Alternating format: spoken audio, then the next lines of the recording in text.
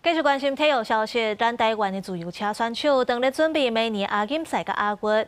自由车协会也请3个外国教练来，不过咱台湾是无250公尺场地，所以选手就要去国外训练。泰国亚洲杯自由车场地赛季是都要开始，要出战的选手士气正悬。台湾的粉红小钢炮雅加达亚运一人一人35岁黄天欣，伊原在赛道坚持。为整个自由车的台湾的自由车的运动发展，我会觉得说要有一个比较历练较久的选手，在世界舞台去跑 run， 这样才有受到被关注。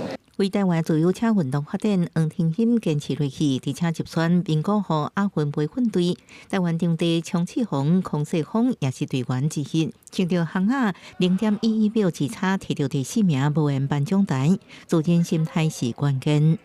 当时可能就是心理影响生理吧，就是比赛，毕竟是我第一次亚运，那时候就也很想把这面奖牌拿下来，但是就是很多细节没有做好。黄天欣甲孔世峰希望带较少年选手去冲击明年亚锦甲亚运赛场，协会请外籍教练为一个增加到3岁。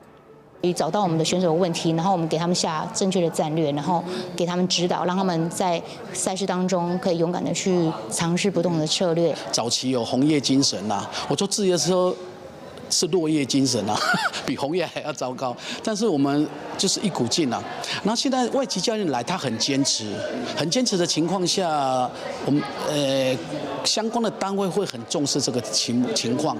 协会指出，目前是拼中长距离为主，按高低距离甲长距离也无放弃。台湾无250公尺的场地，选手会到国外进行3到4摆异地训练。选手李东林也讲，外籍教练是正重视时间精准，甲训练周期化，感觉是进步真多。记者综合报道。